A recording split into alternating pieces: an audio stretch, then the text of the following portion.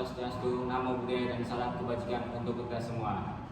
Halo guys, jadi di sini kita akan membahas tentang komisi yudisial atau yang bisa disebut dengan Oke, jadi di sini saya Sabrina Laisa Putri Saskia dan Afka Masudi sebagai host. Di sini ada beberapa narasumber kita, ada Fredia, Rizky Ramadhan Lubis, ada Ivan Ian, dan ada Kalista Salwa. Oke, jadi kita menuju ke sejarahnya KY dulu. Gimana Ivan?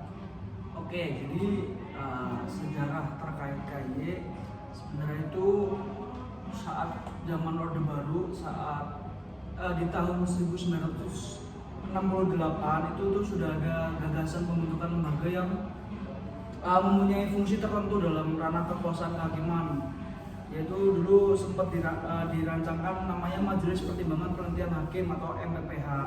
Cuman rancangan atau ide ini tuh gagal dalam penerapan Undang-Undang nomor 14 tahun 1970. Nah, namun akhirnya dibahas kembali pada saat reformasi tahun 98, itu pada amandemen UUD Negara Republik Indonesia tahun 1945, yaitu terkhusus pada pasal 24B. Nah, itu disepakati tentang pembentukan komisi yudisial. Nah, terus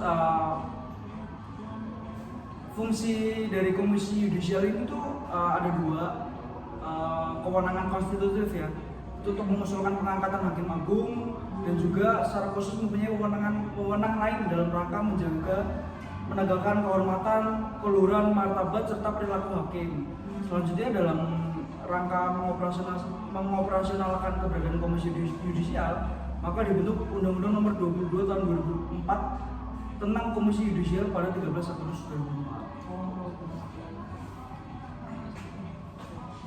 Selanjutnya ada dasar hukum KY itu ada pasal 24 ayat 1 UUD 45 tentang komisi yudisial. 24 ayat 1 itu ya? Iya. Ya, terus juga ada Undang-Undang nomor 3 nomor 48, 49, 50, dan 51 tahun 2009. Oke, habis itu sekarang kita lanjut ke wewenang tentang KY. Gimana nih? Di sini aku mau jelasin tentang wewenang KY ya. Sesuai pasal 13 Undang-Undang nomor 18 tahun 2011 tentang perubahan atas Undang-Undang nomor 22 tahun 2004 tentang komisi yudisial.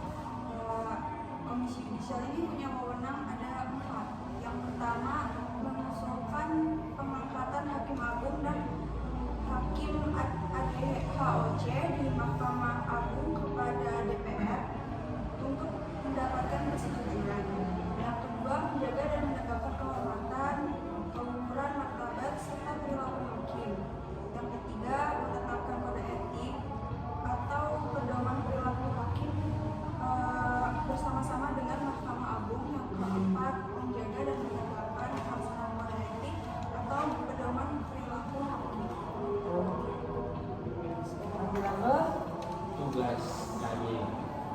Nah, untuk tugas dari komisi yudisial ini sebenarnya ngambil dari apa yang teman saya sampaikan, yaitu dari wewenangnya sebenarnya cukup simpel, yaitu yang pertama melakukan pendaftaran, seleksi, penentuan calon hakim agung, dan pengajuan calon hakim agung ke DPR.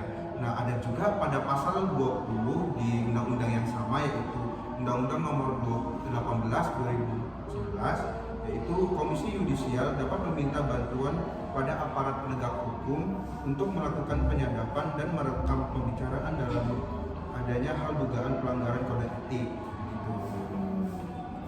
Sekarang kita lanjut ke Terakhir struktur organisasi. Jadi di komisi yudisial itu kita ada sekretariat jenderal komisi yudisial. Pada dasarnya itu adalah suatu aparatur pemerintah yang menjalankan fungsi dan tugasnya itu berada dan bertanggung jawab langsung terhadap pimpinan komisi yudisial. Tugasnya itu adalah memberikan dukungan administratif dan teknis operasional kepada komisi yudisial. Dan di dalam sekretariat jenderal komisi yudisial kita itu terdiri dari tim 6 Yang pertama yaitu ada Biro Rekrutmen, Advokasi, dan Peningkatan Kapasitas Hakim. Yang kedua kita ada Biro Pengawasan Perilaku Hakim. Yang ketiga Biro Investigasi. Yang keempat tentang Perencanaan dan Kepatuhan Internal. Yang kelima itu ada Biro Umum. Dan yang terakhir itu ada Pusat Analisis dan Layanan Informasi.